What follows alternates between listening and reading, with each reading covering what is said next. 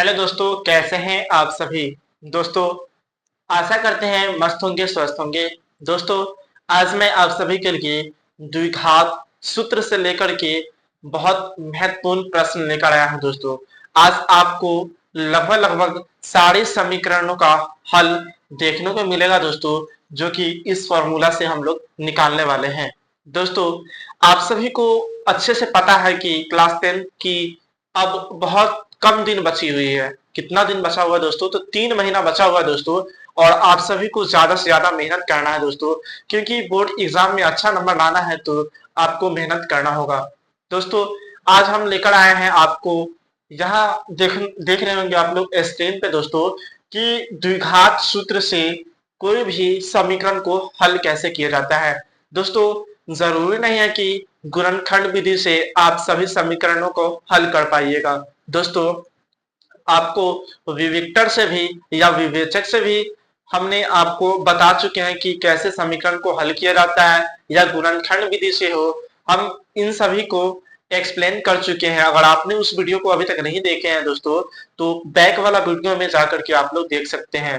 फिलहाल दोस्तों, अभी हम लोग देखेंगे क्या, तो द्विघात सूत्र से यानी कि क्वाड्रेटिक फॉर्मूलाज, ठीक है ना दोस्तों। इसका व्यापक रूप होता है दोस्तों, क्या द्विघात समीकरण का व्यापक रूप होता है दोस्तों, a x square plus b x plus में सी इक्वल टू 0। क्या होता है दोस्तों?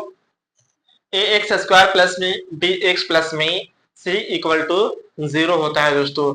दोस्तों, चलिए हम द्विघाती सूत्र के बारे में बात किया जाए। द्विघात का जो सूत्र होता है दोस्तों, उसके बारे में बात किया जाए दोस्तों, तो द्विघाती सूत्र होता है x बराबर में माइनस के b plus minus root under b square minus 4ac बटे में 2a।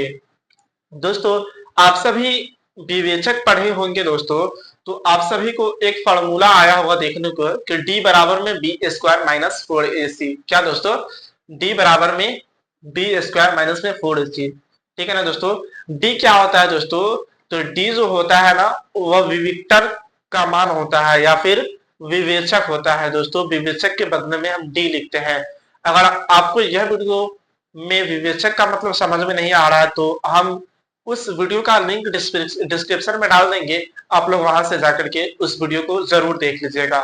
दोस्तों, चलिए हम स्टार्ट करते हैं। दोस्तों, मेरा जो सूत्र है वह x बराबर में है दोस्तों, कितना है, तो माइनस के b plus minus b root under b square minus 4ac बटे 2a, या फिर x बराबर में माइनस के b plus minus d root under d बटे में 2a।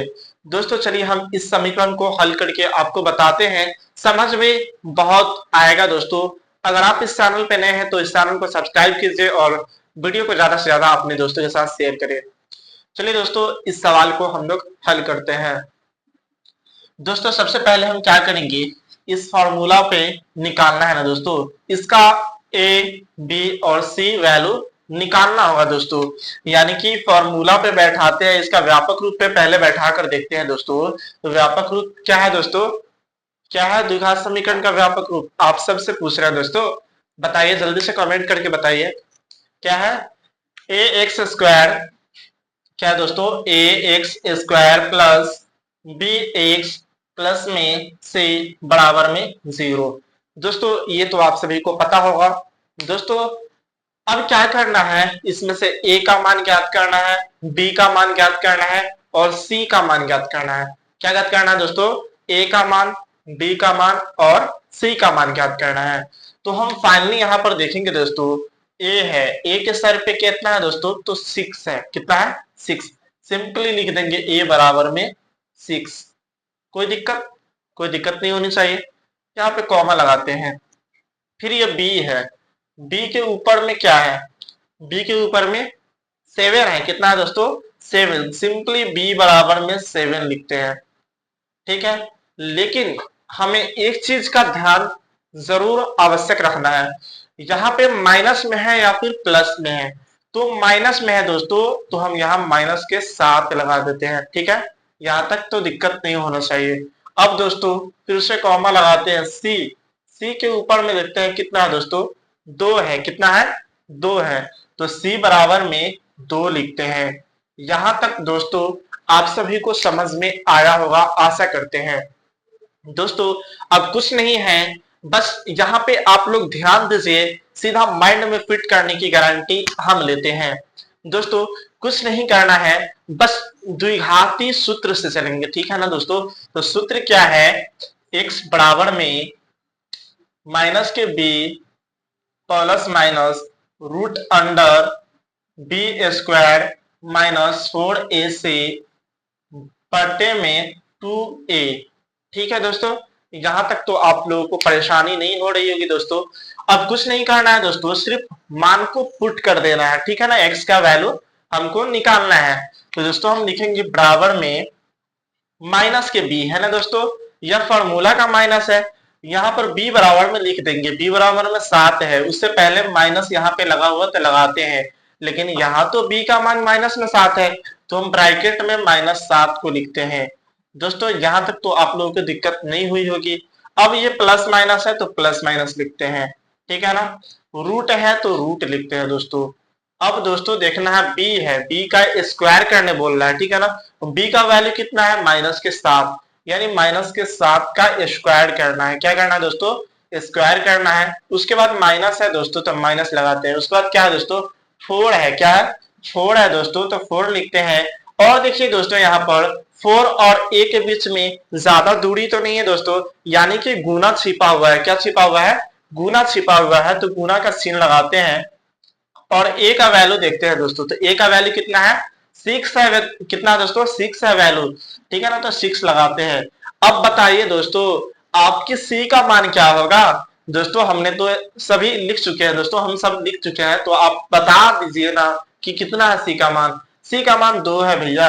अब क्या करें, तो अब देखें यहाँ पर a और c के बीच में भी तो वैल्यू नहीं है, सॉरी c और a के बीच में भी डिस्टेंस नहीं है ना, यानी गुना छिपा हुआ है। क्या छिपा हुआ है, गुना छिपा हुआ है। तो हम गुना लगाते हैं, गुना का चिन्ह लगाते हैं। और c का वैल्यू कितना है भैया, कितना है, 2 है ना, 2 लिख दिए। रूट अंडर दोस्तों बटा है ना, हम भी बटा लगा देते हैं, कोई दिक्कत की बात नहीं है, बटा लगा देते हैं। या 2 है ना, तो 2 लिखते हैं। अब बताइए क्या 2 और a के बीच में कोई सिंबल है या फिर कोई दूरी है, ना ना ना, कोई दूरी ना है और ना ही क्या है, इसमें कोई सिंबल है प्लस माइनस का। तो अब क्या करते हैं, दूरी नहीं है तो दोस्तों गुना छिपा हुआ है। a का वैल्यू कितना है दोस्तों, 6 है, तो 6 लिख देते हैं। यहां तक दोस्तों आशा करते हैं आप सभी को समझ में जरूर आया होगा। दोस्तों समझ में आया होगा तो अभी तक आपने इस चैनल को सब्सक्राइब नहीं किए दोस्तों, तो इस चैनल को सब्सक्राइब कर ले और वीडियो को ज्यादा से ज्यादा अपने दोस्तों के साथ शेयर करें। चलिए दोस्तों देखते हैं। दोस्तों यहाँ पर क्या है, -7 और यह भी माइनस में है दोस्तों। तो 7 है ना दोस्तों, माइनस से माइनस कैंसिल, खल्लास, ठीक है ना दोस्तों। तो 7 का 7 लिखते हैं, ठीक है ना। जब प्लस माइनस है तो प्लस माइनस लिख दिए। रूट है ना दोस्तों, बड़का वाला रूट है तो रूट दे देते हैं। अब 7 का स्क्वायर भाई किसको नहीं आता है, आप क्लास 10th के स्टूडेंट है दोस्तों, आपको तो जरूर आता होगा। दोस्तों फटाफट से आप 7 का स्क्वायर करके हमें बताइए, हम जब तक आपका वेट करते हैं। दोस्तों हो जाए तो आप कमेंट करके हमें बताएं कि 7 का स्क्वायर कितना होता है दोस्तों, जल्दी जल्दी आप लोग बताइए। दोस्तों 7 का स्क्वायर होगा, कितना होगा, 7 7 49, कितना होगा दोस्तों, और 7 को 2 बार गुना करते हैं, यानी कि 7 गुने 7, तो कितना होता है दोस्तों, 7 गुने 7 बराबर में कितना होता है दोस्तों, 7 7 49 हो जाता है। कितना होता है, 49 होता है भैया, 49 होता है। लेकिन यह माइनस है और यह माइनस है, क्या दोस्तों, यह माइनस है और यह माइनस है, तो माइनस माइनस रहता है तो प्लस हो जाता है, यानी कि 49 हो जाएगा। कितना हो जाएगा दोस्तों, 49 हो जाएगा। अब ये माइनस है तो हम माइनस लगा देते हैं। यहां तक तो किसी को डाउट नहीं होना चाहिए दोस्तों। अब क्या करते हैं, तो यानी 4 गुने 6 गुने 2, यानी 6 चौक 24 होता है। और 24 दूना कितना होता है दोस्तों, आप लोग कमेंट जरूर करें दोस्तों। 24 दूना कितना होता है, 48 होता है। कितना होता है दोस्तों, 48 होता है। 48 हमने लिख दिया। यहां तक तो किसी को कोई डाउट नहीं होना चाहिए दोस्तों। अब बटा है तो बटा का चिन्ह लगाते हैं दोस्तों। अब क्या करें, तो यानी कि 2 छक कितना होता है, तो 2 छक 12 होता है। कितना होता है, 12 होता है, तो हमने 12 लिख दिया। अब तो नीचे स्पेस नहीं है, ऊपर जाना पड़ेगा। ऊपर नहीं दोस्तों, बस बोर्ड के साइड में चलते हैं। आप लोग डरिएगा मत। कितना है दोस्तों, तो यहाँ पे 7 है ना, तो हम यहाँ पे 7 लिखते हैं, प्लस माइनस है, प्लस माइनस लिखते हैं। दोस्तों अब क्या करें, अब तो कुछ नहीं करना है, 49 में से 48 घटाएंगे भैया, तो कितना बचेगा, कितना बचेगा दोस्तों, 1 बचेगा। 49 में से अगर हम 48 को घटाते हैं तो कितना बचता है, 1 बचता है ना। तो हम यहाँ पर रूट अंडर में 1 लिखते हैं, बटा है तो बटा लगाते हैं, 12 है तो 12 लिखते हैं। यहां तक तो दोस्तों आप लोगों को माइंड में फिट जरूर हो गया होगा। दोस्तों अब क्या करें, अब कुछ नहीं करना है दोस्तों, रूट अंडर 1 है, यानी 1 का दोस्तों वर्ग कितना होगा दोस्तों, 1 का वर्गमूल कितना होगा दोस्तों, तो रूट अंडर 1 का वर्गमूल होता है दोस्तों 1, कितना होता है दोस्तों 1, यानी 7 प्लस माइनस 1/12, ठीक है ना दोस्तों, कितना हो गया 1/12। दोस्तों आप सभी को अब पता चल रहा होगा कि 7 प्लस माइनस 1/12 यानी 1 प्लस का आया है और 1 माइनस का आया है। सिंपली कुछ नहीं करना है दोस्तों, 1 प्लस का लेना है, यानी कि 7 प्लस 1/12, ठीक है ना। अब 1 प्लस का लेनी है तो 1 माइनस का भी तो लेना होगा दोस्तों।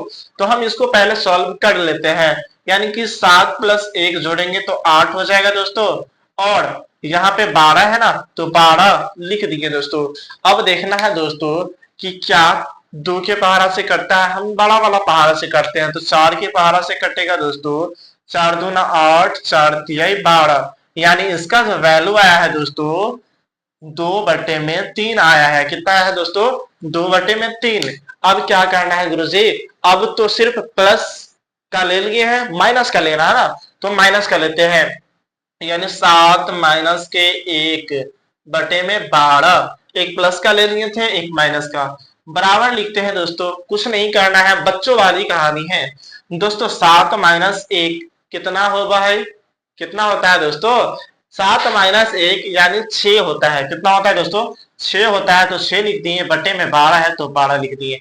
यहाँ तक तो किसी को कोई दिक्कत नहीं हुआ होगा दोस्तों। दोस्तों अगर आपको यह वीडियो अच्छा लग रहा होगा ना, तो इस चैनल को सब्सक्राइब जरूर कर लीजिएगा। और क्लास 10 की तैयारी करने के लिए सबसे अच्छा प्लेटफॉर्म है शहजाद स्टडी सेंटर।